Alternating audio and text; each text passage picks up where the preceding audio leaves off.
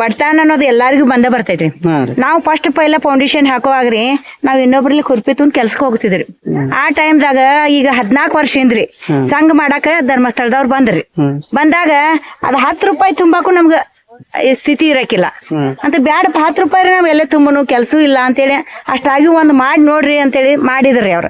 ಮಾಡಿ ಬೆಳಕ ಅದ ಟೈಪ್ ಅದ ವರ್ಷನ್ಯಾಗ ಆ ಕಡೆ ಎಲ್ಲಾ ಮಹಾರಾಷ್ಟ್ರದಾಗ ಎಡ್ರದಾಗ ಅದ ತರು ನಡಿತಿತ್ರಿ ಅಂತ. ಹಂಗ ಸಹಜ ನಮ್ಮ ಮನೆಯವ್ರಿ ದೇವ್ರಿಗೆ ಹೋದ್ರಿ. ದೇವ್ರಿಗೆ ಹೋದಾಗ ಈ ತರು ನಮ್ ಕರ್ನಾಟಕದಾಗ ಯಾಕೆ ಮಾಡ್ಲಿಲ್ಲ ಮಾದ್ರಿ ಕಡೆ ಎಲ್ಲಾ ನೋಡಿದ್ರಿ, ನಮ್ ಕಡೆ ಯಾಕೆ ತರಬಾರ್ದು ಅಂತೇಳಿ ನೋಡ್ಕೊಂಡ್ ಬಂದ್ರಿ. ನೋಡ್ಕೊಂಡ್ ಬರೋಕ ನಮ್ ಸಂಘ ಸ್ಥಾಪನಾ ಆಗಿತ್ರಿ ಚೆನ್ನಮ್ಮ ಅಂತ.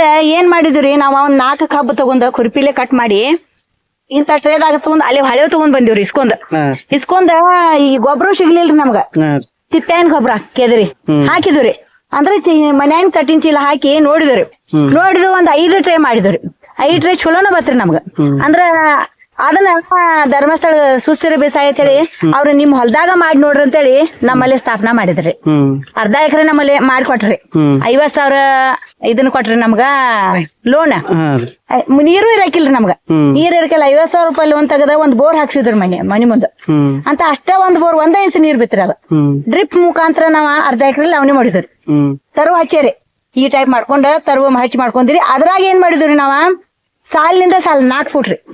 ಮತ್ತೆ ನಡ್ಬರ್ಕ ಒಂದ್ ಸಾಲ ಅವ್ರಿ, ಒಂದ್ ಸಾಲ ಜವಾರಿ ಮೆಣಸಿನ ಗಿಡ ಹಚ್ಚಿದೀನ್ರಿ ನಾನು. 20 ಗುಂಟೆ ನೆಲ ಅಷ್ಟ ಅಂತ. ಅಷ್ಟ ಮಾಡಿ ನಮ್ಗೆ ಇಂಪ್ರೂವ್ ಅನ್ಸಾಕೈತ್ರಿ. ಎಷ್ಟ್ ನಾವು ಸಂಘದಿಂದ ಮಾಡ್ಕೊಂಡಿರ್ಲ ಅಷ್ಟ ನಮ್ಗ ಹುಮ್ಮಸ್ ಬರಾಕೈತಿ ಅಲ್ಲಿ ಕೆಲ್ಸ ಮಾಡಾಕ. ಯಾಕಂದ್ರ ವಾರಂತ ವಾರ ಏನ್ ಮಾಡಾಕತ್ತೀನ್ರಿ, ಈ ವಾರನ ಅವ್ರಿ ಫಸ್ಟ್ ಪೈಲ್ 15 ವರ್ಷ ಆ ಟೈಮ್ದಾಗ 40 ರೂಪಾಯಿ ಕೆಜಿ ಮಾರಿದೇನ್ರಿ. ತಲೆ ಮ್ಯಾಗ ಹೊತ್ರಿ. ಮತ್ತ ಇಲ್ಲಿಂದ 3 ಊರ್ ತಿರ್ಗಾಡ್ರಿ. ಒಂದ್ ಸೈಕಲ್ ಇಲ್ಲ, ಒಂದ್ ಗಾಡಿ ಇಲ್ಲ ನಮ್ಗೇನ. ಅವಾಗ 3 ಸಂತಿ ತಿರುಗಿದಾಗ್ರಿ 20 ಗುಂಟೆದಾಗ್ರಿ 3 ಸಂತಿ ವಾರ 3 ಸಂತ್ಯಾಗ 2,500 ರೂಪಾಯಿ ವ್ಯಾಪಾರ ಮಾಡ್ಕೊಂಡ್ ಬರ್ತೀನಿ ನಾ.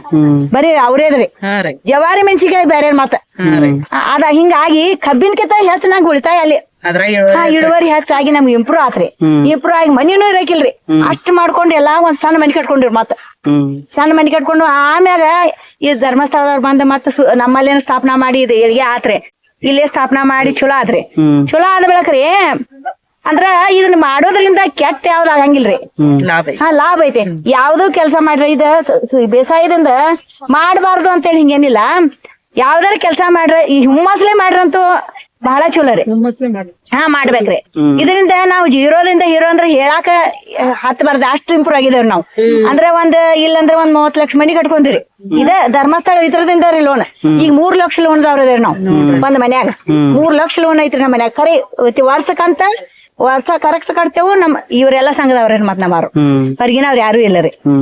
ವರ್ಷ ಕಂತ ಕಟ್ಟಿ ಅಷ್ಟ ಮುಟ್ಸೋದ. ಮತ್ತೊಂದ್ ಖರೇನ ಲೋನ್ ತೆಗದ ಏನ್ ಮಾಡ್ಬೇಕ್ರಿ, ಲೋನ್ ತೆಗದ ಅದಕ್ಕೊಂದ್ ಏನಾರು ಉಪಯೋಗ ಮಾಡ್ಬೇಕು. ಹೋಗಿ ಏನಾರ ಸಾಲ ಮುಡ್ಸ್ತೇನು, ಮನಿ ಕಟ್ತೇನು ಹಿಂಗಲ್ರಿ. ಒಂದ್ ಲೋನ್ ತೆಗಿತಂದ್ರೆ ಎಮ್ಮಿರಿ ತಗೋಬೇಕು. ಹೌದು. ಇಲ್ಲಾಂದ್ರೆ ನೀರೇ ಮಾಡ್ಬೇಕು. ಹೌದು. ಆಡಾರ ತಗೋಬಹುದು. ಹೌದು. ಹಿಂಗ್ ಮಾಡಿದ್ರೆ ಲಾಭ ಆಗತೈತಿ. ಒಬ್ಬೊಬ್ರಿಗೆ ಏನ್ ಅನ್ಸ್ತೈತಿ, ಧರ್ಮಸ್ಥಳ ಲೋನ್ದಿಂದ ನಮ್ಗೇನ್ ಲಾಭ ಆಗಿಲ್ಲಪ್ಪ, ನಮ್ಗ್ ನುಕ್ಸಾನ ಆಗೈತಿ ಅನ್ನೋದು ನಾವು ಕೇಳಾತೇವ್ರಿ. ಒಬ್ಬೊಬ್ರಲ್ಲೇ ಕೇಳಾತೇವ್. ನಮಗೇನ ಅದ 100% ಈಗ ಏಳಿಗೆ ಕಾರಣ ಧರ್ಮಸ್ಥಳ ನಮ್ದ. ಇದ್ರ ಈಗ ಇವತ್ತು ಅನ್ನ ತಿನ್ನೋದೇವ್ ಅಂದ್ರೆ ಒಂದ್ ಹಿಡಿ ಅನ್ನ ತಿನ್ನೋದಂದ್ರೆ ಪ್ರತಿ ಹೆಜ್ಜಿಗೆ ನಾವ್ ನೆನಿಷೆ ತಿನ್ಬೇಕ್ರಿ. ಈಗಿನ ಇದ್ರಾಗ್ರಿ ನಾವು 1 ಎಕರೆ ಜಮೀನ್ ತಗೊಂಡೇವ್ರಿ. 4 ಬೋರ್ ಹಾಕ್ಸಿದೇವ್ರಿ. 1 ಎಕರೆ ಹೊಲ ರೀ. 30 ಲಕ್ಷ ಮನಿಗೆ ಹಾಕಿದೇವ್ರಿ. 1 ಫ್ಯಾಕ್ಟ್ರಿ ಹಾಕಿದೇವ್ರಿ. 14 ವರ್ಷ ರೀ ಬಟ್ಟೆ. 14 ವರ್ಷದಾಗ ಇಷ್ಟು ಇಂಪ್ರೂವ್ ಆಗಿದೇವ್ರಿ ನಾವು.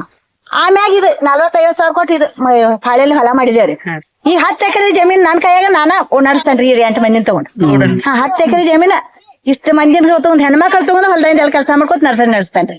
ನಡೆಸ್ತೇನೆ ಕಮ್ಮಿ ಇಲ್ಲಂದ್ರೆ ರೀ ನಾನ ವರ್ಷ ಇಲ್ಲಂದ್ರೆ 4 ರಿಂದ 5 ಲಕ್ಷ ರೂಪಾಯಿ ಉತ್ಪನ್ನ ತೆಗಿತೇನೆ. ಈಗಿನ ಇದ್ರಾಗ ನಮ್ಮ ಸ್ವಂತ ಎಷ್ಟೈತ್ರಿ 2 ಎಕರೆ ಜಮೀನಿ. ಅದಕ್ಕ ಯಾವ್ದು ಕೆಲಸ ಮಾಡ್ರಿ ಚಂದಂಗ್ ಮಾಡ್ಕೋತ ಹೋಗ್ರಿ.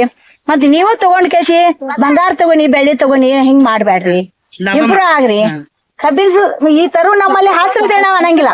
ನಿಮ್ಗೆ ದುಡ್ಡು ಅನಿಸುತ್ತೆ. ಎಲ್ಲಾ ವ್ಯವಸ್ಥೆ ಕೊಡ್ತೇವ್. ಔಷಧ ಕೊಡ್ತೇವ್, ಟ್ರೇ ಕೊಡ್ತೇವ್, ಕೋಕೋಪಿಟ್ ಕೊಡ್ತೇವ್. ಹಿಂಗ್ ಮಾಡತ್ತೇಳಿ ನಿಮ್ಮಲ್ಲಿ ತೋರಿಸ್ತೇವ್. ಅಂದ್ರೆ ಲಾಭ ಅಂತೇಳಿ ನಾವ್ ಮಾಡಾನಿಲ್ಲದೇನ. ನಮ್ಗ ಮಾಡೋಷ್ಟು ನಾವ್ ಮಾಡ್ಕೊಂಡೇವ್. ನಮ್ ಕೊಟ್ಟಾರ ಅವ್ರ ಅನುಕೂಲ. ಅದಕ್ಕ ನೀವು ಹಿಂಗ ಒಬ್ಬ ಹೆಣ್ಮಕ್ಳಾಗ್ಲಿ ಗಂಡ್ ಮಕ್ಳಾಗ್ಲಿ ಮುಂದ್ ನಿಂತ್ ಮಾಡ್ಕೊಂಡ್ರ ಮನಿ ಏರಿಗೆ ಚಲೋ ಆಗ್ತೈತಿ. ಹಿಂಗ ಇಂಪ್ರೂವ್ ಆಗಿರತ್ತೆ ಹೇಳೋದಷ್ಟಾರ ನಂದ. ಒಂದ್ 3,000 ಎಮ್ಮಿ 3 ಲಕ್ಷ ರೂಪಾಯಿ ಮಾಡೇನ್ರಿ ಈಗಿನ ಇದ್ರಾಗ 3,000 ರೂಪಾಯಿ ಎಮ್ಮಿ ರೀ.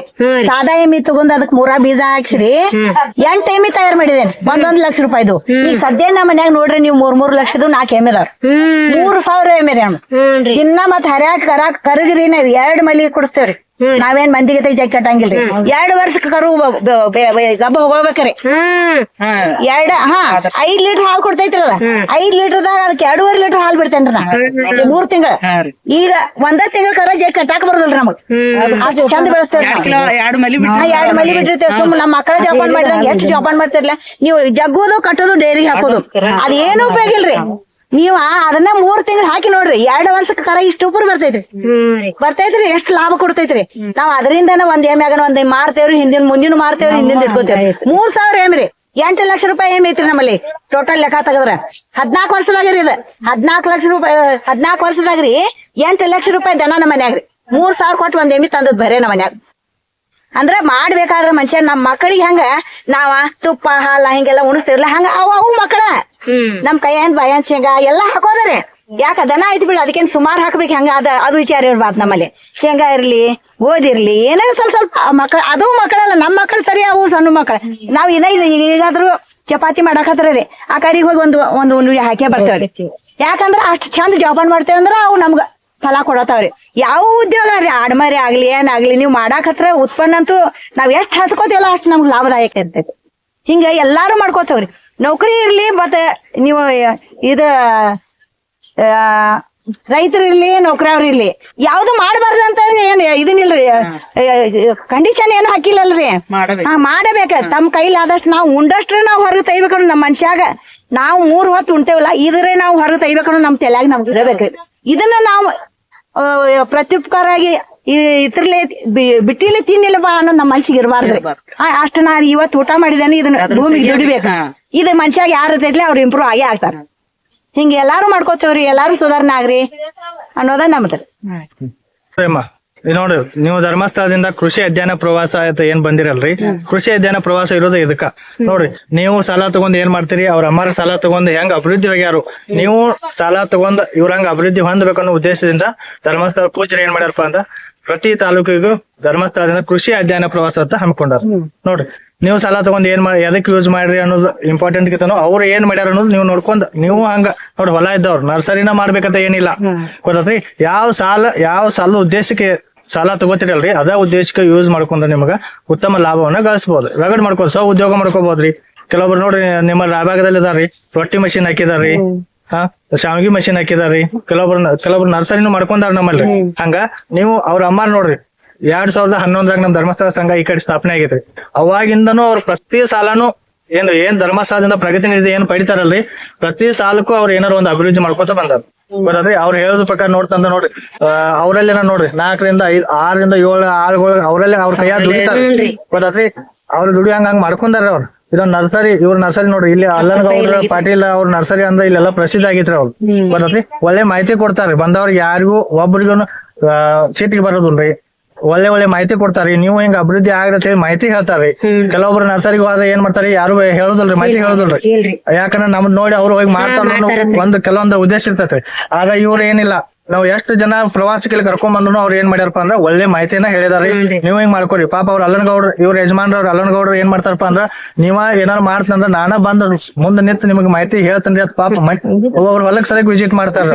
ಬರದ್ರಿ ಅದಕ್ಕ ನೀವು ನೋಡ್ರಿ ಪ್ರವಾಸ ಬಂದಿದ್ದಕ್ಕೊಂದ್ ಸಾರ್ಥಕ ಆಗ್ಬೇಕಂದ್ರ ನೀವು ಒಂದ್ ಏನಾರು ಇಂತದ ಮಾಡ್ಕೋಬೇಕ್ರಿ.